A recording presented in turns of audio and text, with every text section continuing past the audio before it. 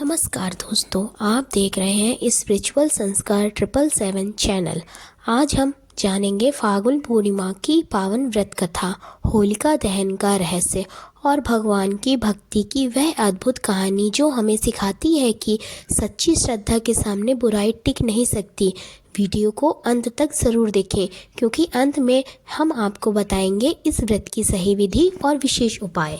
फाल्गुन पूर्णिमा व्रत कथा। फाल्गुन पूर्णिमा की व्रत कथा अनुसार महर्षि कश्यप की पत्नी और दक्ष पुत्री दिति के गर्भ से हिरण्यकश्यप और हिरण्याक्ष का जन्म हुआ। दोनों ही भाई बहुत बलशाली थे। दोनों ने देवताओं को पराजित करके स्वर्ग पर अधिकार कर लिया था। उनके अत्याचार से देवलोक में हाहाकार मच गया था। तब भगवान विष्णु ने वराह अवतार लेकर हिरण्याक्ष का वध कर दिया। अपने भाई हिरण्याक्ष की मृत्यु से क्रोधित हिरण्यकश्यप भगवान विष्णु को अपना शत्रु मान बैठा। वह अपने भाई की मृत्यु का प्रतिशोध लेने के लिए भगवान ब्रह्मा की तपस्या में लग गया। उधर हिरण्यकश्यप की अनुपस्थिति में देवताओं ने दैत्यों पर आक्रमण करके स्वर्ग पर पुनः अपना अधिकार जमा लिया। हिरण्यकश्यप की पत्नी कयाधु उस समय गर्भवती थी, जिसे देवराज इंद्र ने बंदी बनाकर अमरावती ले जा रहे थे। तभी मार्ग में उन्हें देवर्षि नारद मिल गए। नारद जी ने इंद्र से पूछा, हे देवराज, आप इसे लेकर कहाँ जा रहे हैं? इंद्र ने कहा, हे देवर्षि, कयाधु गर्भवती है।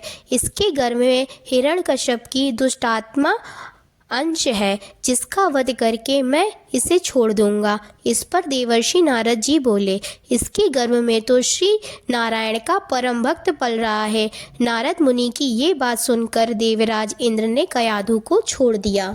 फिर देवर्षि नारद हिरण्यकश्यप की पत्नी को अपने आश्रम में ले आए और बोले, जब तक हिरण्यकश्यप की तपस्या पूरी न हो जाए तुम आराम से यहाँ रह सकती हो।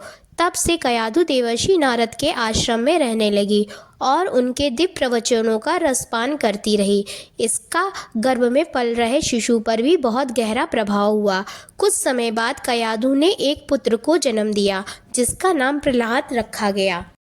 इधर हिरण्यकश्यप ने अपनी तपस्या पूरी कर ली और प्रसन्न होकर ब्रह्मा जी ने उसे मनोवांछित वरदान दिया, जिसके बाद वो अपने राज्य वापस लौट आया। कयाधु भी प्रहलाद को लेकर अपने पति हिरण्यकश्यप के पास आ गई।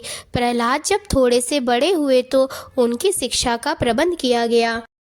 कहते हैं कि एक दिन जब हिरण्यकश्यप अपने समस्त मंत्रियों के साथ बैठे हुए थे, तभी प्रहलाद अपने गुरु के साथ वहां आए और पिता को प्रणाम किया।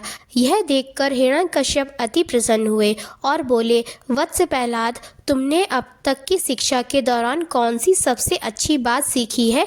कृपया मुझे बताओ।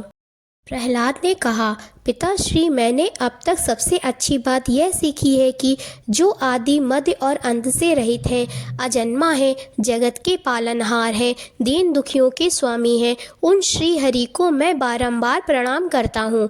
अपने पुत्र के मुख से श्री विष्णु भगवान की भक्ति से भरे ऐसे वचन सुनकर हिरण्यकश्यप क्रोधित हो गया। उसने प्रहलाद के गुरु पर चीखते हुए कहा, अरे मूर्ख, तूने मेरे बालक को मेरे परम शत्रु का गुणगान करने की शिक्षा क्यों दी? प्रहलाद के गुरु ने कहा, दैत्यराज, आप क्रोध छोड़ दें। ये बातें मैंने आपके पुत्र को नहीं सिखाई। ये सुनकर हिरण्यकश्यप को आश्चर्य हुआ। उसने अपने पुत्र से पूछा, तुम्हें ये उपदेश, ये शिक्षा किसने दी है? प्रहलाद बोले, हृदय में स्थित भगवान विष्णु ही तो संपूर्ण संसार के उपदेशक हैं। उनके सिवाय कोई किसी को कुछ नहीं सिखा सकता। ये सुनकर हिरण्यकश्यप के क्रोध का कोई ठिकाना नहीं रहा। वो बोला, अरे मूर्ख, मेरे सामने ये विष्णु कौन है? तू क्यों बार बार उसका नाम ले रहा है? क्या तू इसका परिणाम नहीं जानता?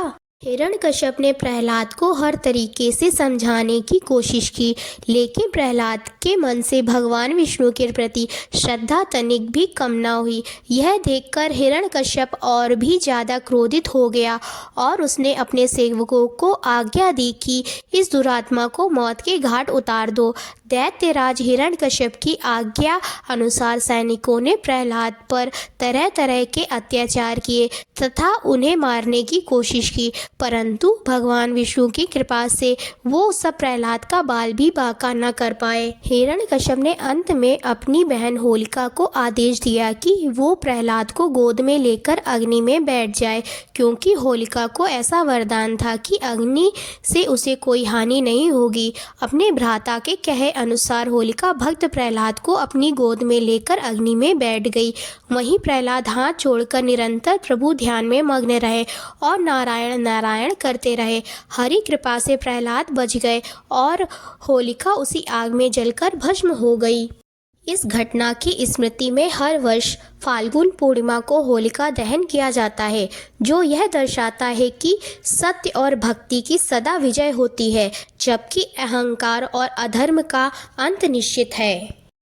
व्रत विधि: प्रातः स्नान करके स्वच्छ वस्त्र धारण करें, भगवान विष्णु की पूजा करें, व्रत रखें और कथा सुने। संध्या समय होलिका दहन में शामिल होकर परिक्रमा करें, परिवार की सुख समृद्धि की कामना करें।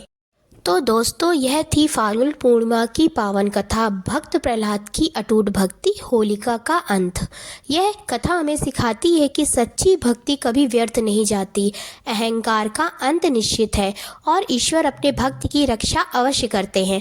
अगर आपको यह कथा पसंद आई हो तो वीडियो को लाइक करें, अपने परिवार और मित्रों के साथ शेयर करें और ऐसी ही पावन कथाओं के लिए चैनल को सब्सक्राइब ज़रूर करें।